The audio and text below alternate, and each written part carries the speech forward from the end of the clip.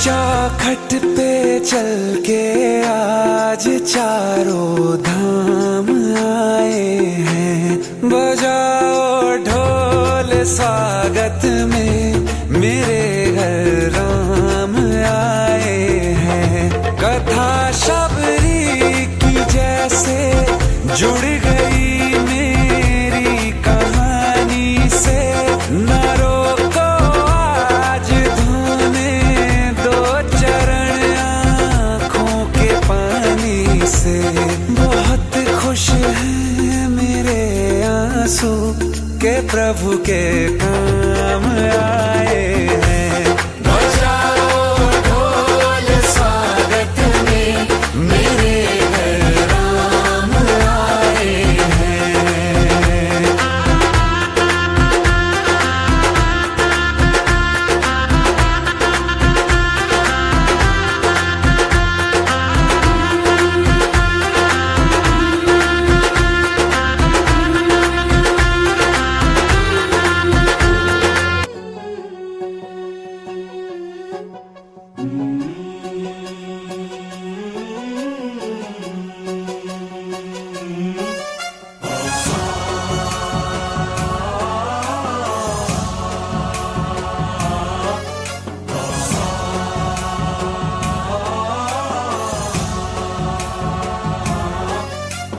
गणनायकाय गणदैवताय गणाध्यक्षाय धीमहि। गुणशरीराय गुणमण्डिताय गुणेशानाय धीमहि। गुणातीताय गुणाधीशाय गुणप्रविष्टाय धीमहि। एकदन्ताय वक्रतुण्डाय गौरीतनयाय धीमहि। गजेशानाय भालचन्द्राय श्रीगणेशाय धीमहि। एकदन्ताय वक्रतुण्डाय गौरीतनयाय धीमहि। गजेशानाय भालचन्द्राय श्रीगणेशाय धीमहि।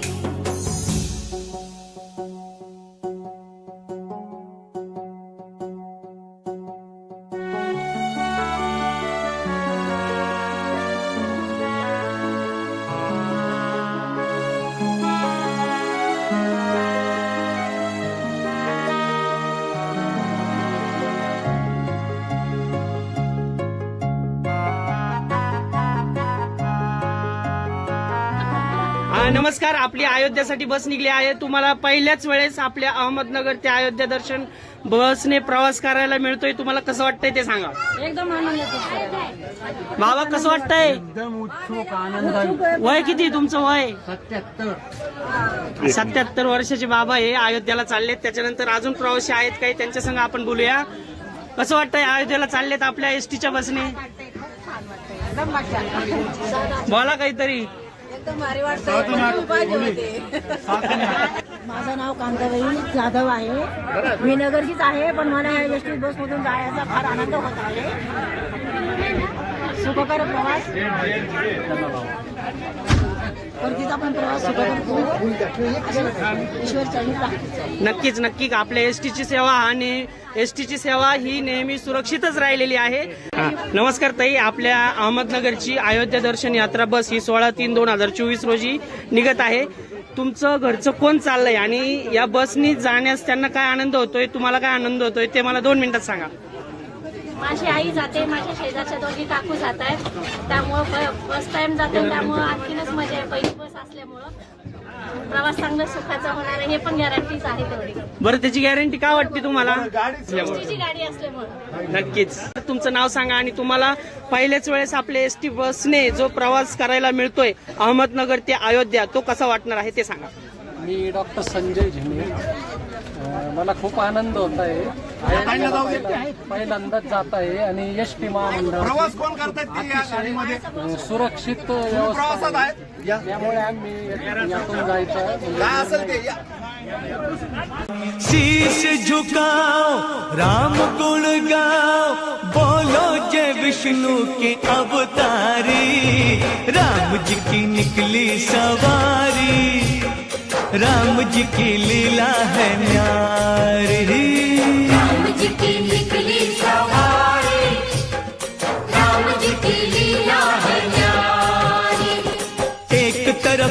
लक्ष्मण एक तरफ सीता, बीच में जगत के पालनहारी। राम जी की निकली सवारी, राम जी की लीला है न्यारी न्यारी। राम जी की निकली सवारी, राम जी की लीला है न्यारी।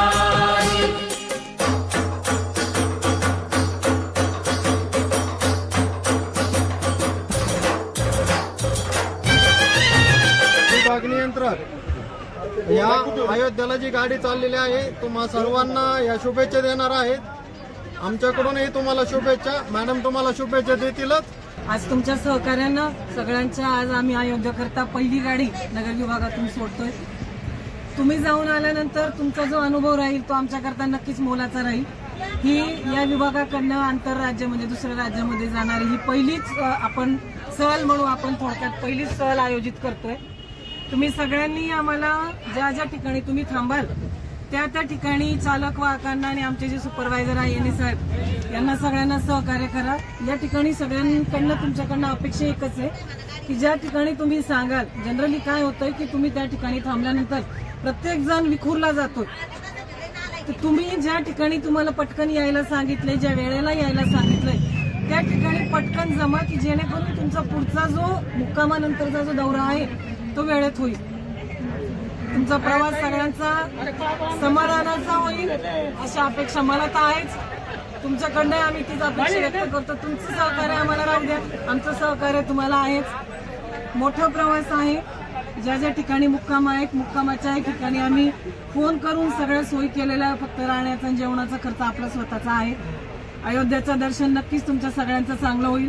अपेक्षा हीच की तुम्ही दर्शन करताना आमचं दर्शन सांगा, आमचाही नमस्कार सांगा आणि ही ट्रिप यशस्वी झाल्यानंतर नक्कीच आपण यापुढे नेहमीच अशा सहली आयोजित करू। यानंतरही आमचा एक हे चाललेला आहे जो आम्हाला बालाजीला एक काढायचा आहे आणि दुसरा आम्हाला गुरु दत्तात्रयांचे जे 3 ठिकाणं आहे पिठापूर वगैरे तो एक काढायचा आहे। या ट्रिपच्या यशस्वीतेवर ते अवलंबून राहील। तुम्हाला सगळ्यांना खूप खूप शुभेच्छा। एकमेकांना सांभाळा, कारण आपण आता दुसरे 2 राज्य ओलांडून चाललोय। एकमेकांना सांभाळा, काय असलं तर येणे आहे, येण्याचे नंबर तुमच्या सगळ्यांकडे असतील, नसली तर मागवून घ्या, फोन करा, एकमेकांना सोडू नका। जर एकमेकांना विखुरले गेले तर पटकन निघता येणार नाही। तब्येतीची काळजी घ्या, जास्त पाणी प्या, ऊन वाढत चाललंय। काही अडचण असली तर सांगा, आम्ही इथे आहे। तिथे जरी काही अडचण असली तर इथून आम्ही निवारण करू। तुम्हाला सगळ्यांना प्रवासाच्या खूप खूप शुभेच्छा। धन्यवाद। एसटी महामंडळातील मुख्य लेखापरीक्षक म्हणजे महाराष्ट्र राज्य मार्ग परिवहन महामंडळाचे मुख्य लेखापरीक्षक श्री योगेश जाधव साहेब पण या ठिकाणी योगायोगाने आज आलेले आहेत। त्यांच्या मातोश्री पण आपल्या गाडीमध्ये आहेत, ते देखील आपल्याला एक शुभेच्छा देतील।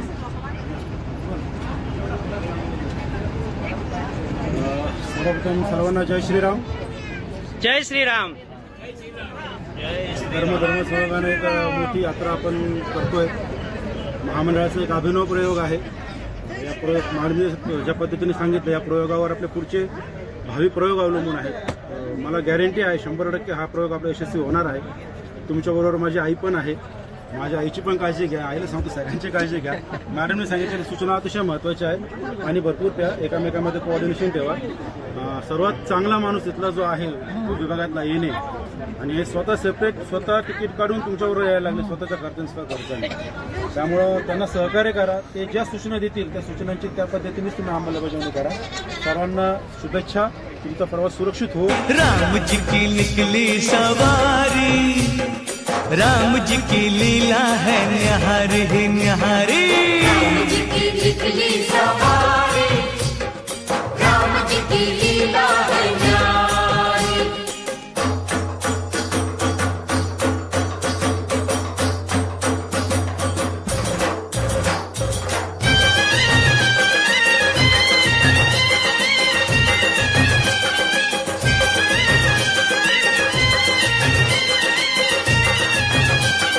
धीरे चला रथ ओ रथ वाले, तो है खबर क्या ओ भोले भाले।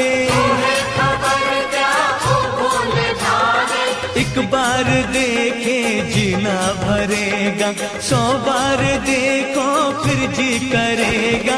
व्याकुल बड़े हैं कब से खड़े हैं, दर्शन के प्यासे सब नर नारी। राम जी की निकली सवारी, राम जी की लीला है न्यारी न्यारी। राम जी की निकली सवारी, राम जी की लीला है न्यारी। जय श्रीराम।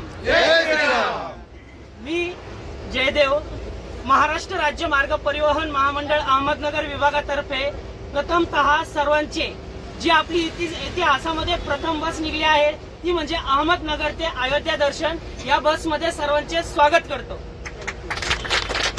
आणि नितीन येणे साहेब आपल्याला थोडस याबद्दल माहिती देते, ते आपण ऐकूया। नमस्कार सर्वांना। सर्वात पहिले राज्य मार्ग परिवहन महामंडळाची जी स्थापना 1948 साली झाली ती अहमदनगर विभागामध्ये झाली। अहमदनगर विभागातून पहिली बस मात्र 25 पैसे भाडे आकारून पुण्याकरता धावलेली आहे। हा इतिहास कदाचित खूप लोकांना माहिती नाही, पण एसटी महामंडळानेच ह्या पूर्ण महाराष्ट्रामध्ये जे राज्य मार्ग परिवहन महामंडळाचा विस्तार केला तो अहमदनगरने केला आणि अहमदनगरच याची जन्मभूमी आहे। आणि ह्या अयोध्या यात्रेकरता सर्वात जास्त म्हणजे किलोमीटर्स असतील, आपल्याला कुठे मुक्कामाला थांबायचंय, तुमची प्रवास करताना तुम्हाला सीट किती कम्फर्टेबल असतील, गाडी कोणती निवडावी याचं सर्व नियोजन करण्यासाठी मला साधारण 1 महिना गेला। त्या महिन्यानंतर ते प्रवास भाडे तुमच्याकडून राज्य मार्ग परिवहन महामंडळाचं स्टेबल सिस्टम जे आहे त्यानुसारच आपण भाडे आकारणी केली, त्यापेक्षा जास्त भाडे आकारणी केलेली नाही। ही बस आपण घेऊन जात असताना आपल्याला एकूण 2 राज्य ओलांडायचे, एक मध्य प्रदेश आणि एक उत्तर प्रदेश। या प्रदेशांचंही आपल्याला तिथले जे काही प्रत्येकी प्रवासी भाडं 200 रुपये आहे, असं प्रत्येकी 400 रुपये प्रवास भाडं आपल्याला तिथं त्यांना रोख स्वरूपात पे करायचं आहे। आता हे घेऊन जात असताना आमच्या अनेक मीटिंग झाल्या, आम्ही सर्वच अधिकारी विचारत होते की कशी व्यवस्था करता येईल। मग तिथले धर्मशाळा कुठल्या चांगल्या आहेत त्या शोधल्या, त्या दोन्ही धर्मशाळेविषयी आपण बोललेलो आहोत। फक्त तो खर्चाचा जो भाग आहे प्रत्येकाने द्यायचा आहे। सगळ्यात जास्त माझी सर्वच गाडीतले सर्वच आपण जे आता सगळे मिळून 46 लोक आहोत, 44 प्रवासी, त्या प्रवाशामध्ये मी आहे। परत प्रशासनालाही काही अडचण नको म्हणून माझंही भाडं त्यांनी भरून घेतलेलं आहे, मी माझं भाडं भरलंय, माझी पत्नीही सोबत आहे। आणि फक्त कामगिरी दिली, तुमची जबाबदारी माझ्यावर सोपवली। आपण 44 लोक ह्या 6 दिवसाकरता आणि भविष्यात पुन्हा एकदा कुटुंब म्हणूनच एकत्र असणार आहोत। गाडीमध्ये काय अडचण आली आपण एकमेकाला सर्वांनी 6 दिवस सहकार्य करायचं आहे, आपण सर्वांनी एकत्र राहायचं आहे। वाराणसीमध्ये तिथल्या जे काय तिथले प्रमुख आहेत जे आपली राहण्याची व्यवस्था करणार आहेत त्यांच्याशी मी बोललोय, ते आपल्याला सगळ्यात पहिले गेल्यानंतर गंगेवर स्नान करता नेतील, कोणाला विधी करायचे असतील तुम्ही विधी पूजा तुम्ही तिथे करू शकता। आपण बोटिंग करणार आहोत, बोटिंगमध्ये बाकीचे घाट पाहणार आहोत, बरेचसे घाट आहे। याच्या आधी जर कोणी काशी गेला असेल तर माहीत असेल, माझी 4थ्यांदा वेळ आहे काशीला जाण्याची। तिथे अनेक घाटांचे दर्शन करून आपण काशी विश्वेश्वराचं दर्शन करणार आहोत, अन्नपूर्णाचं दर्शन करणार आहोत। संध्याकाळी 8 वाजता गंगा आरती असते, साधारण 1.5 तास चालते, त्या गंगा आरतीचा आपण लाभ घेणार आहोत।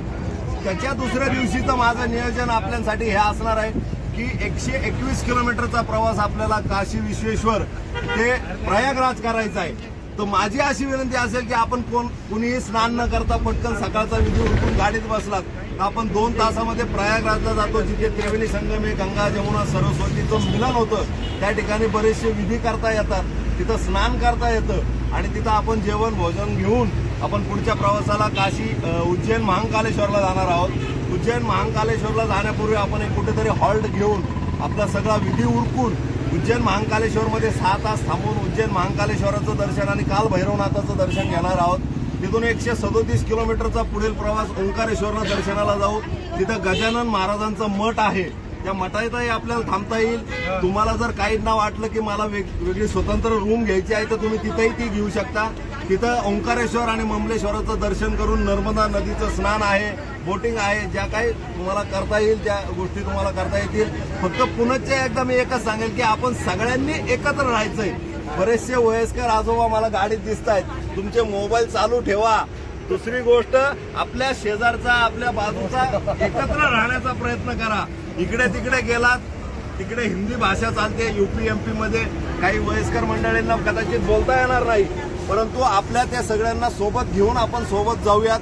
राम मंदिराचं दर्शन करत असताना मंदिरात गेल्यानंतर आपल्याला दर्शन फक्त अर्ध्या तासामध्ये होतं.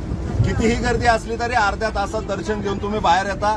राम मंदिर आणि काशी विश्वेश्वर या ठिकाणी आपल्या जे स्वतःचे मोबाईल आहेत ते सोबत नेता येत नाही, खिशातलं पाकिट सोबत नेता येत नाही, कंगवा पेन सोबत नेता येत नाही, महिलांना पर्स सोबत नेता येणार नाही. आपण हे सगळं रूमवर ठेवणार आहोत. फक्त कॅश अमाऊंट जी असेल ती सोबत असली तर काय हरकत नाही. ह्या गोष्टी त्या मंदिरामध्ये अलाउड नाहीत. त्या जर समजा त्यांनी तुमच्याकडे चुकून राहिल्या आणि त्यांनी सांगितलं की नाही तुम्ही ठेवून या, तर आपल्यातल्या 2 लोकांनाच परत रूमवर जावं लागेल. त्यामुळं शक्यतो ह्या गोष्टी मी पुन्हा एकदा सांगेन, लक्षात ठेवा. ह्या दोन्ही मंदिरामध्ये आपल्याला सोबत कोणतीही वस्तू नेता येत नाही. मंदिरामध्ये रामलालांचं दर्शन केल्यानंतर तिथं त्यांच्याकडून चहा पाणी नाश्ता भोजन बऱ्याचशा सुविधा आहेत. तुम्हाला ज्या ज्या घेता येतील त्या घ्या. लोक असेल तर तिथं शरयू नदीवर पहिलं स्नान करायची इच्छा असेल तर करू शकता. शरयू नदीचं दर्शन आहे. हनुमानगडी म्हणून हनुमानाचं मोठं मंदिर आहे. हे सगळ्या गोष्टी 1 किलोमीटरच्याच आवारामध्ये आहेत. फक्त सर्वांनी एकत्र राहायचं. आपण कुठं थांबलोय त्याचं काय नाव आहे ते महाराष्ट्र धर्मशाळा म्हणून आहे. आपण तिथं त्या व्यवस्था केलेली आहे. तुम्हाला काही अडचण आली तर मी गाडीतच आहे. आपले 2 चालक आहे. आजचा आपला प्रवास औरंगाबादला गेल्यावर समृद्धी महामार्गावर आपण लागतोय. अमरावतीपर्यंत गाडी जाईल. अमरावतीला आपण फ्युएल पूर्ण करून घेणार आहोत, डिझेल. त्याच्यानंतर कुठेतरी आपण योग्य जागा चांगली जागा पाहून जेवणासाठी थांबणार आहोत. आणि प्रवास रात्रीचा पण पूर्ण होणार आहे. 2 ड्रायव्हर आहेत. सर्व सीट पुशबॅक आहेत. तुम्ही ते पुशबॅक करून आरामशीर झोपू शकता. कोणाला काही शंका असली तर मला नक्की विचारा. आपण अतिशय सुंदर अशी माहिती थोडक्यात आपल्या जे सुपरवायझर आहेत गाडीला अयोध्या दर्शन यात्रेसाठी ती दिलेली आहे सर्व प्रवाशांसाठी. मी पण सर्व प्रवाशांना पुढील प्रवासासाठी हार्दिक शुभेच्छा देतो. आणि जसं आपले नितीन येणे साहेबांनी सांगितलंय तसंच आपण 5 दिवस एकत्र कुटुंब म्हणून सर्वांना एकमेकांना सहकार्य करून आपल्या या बसचा प्रवास करायचा आहे. तरी सर्वांना एकदा धन्यवाद. संग से आज खुशियों के हमारे नाम आए.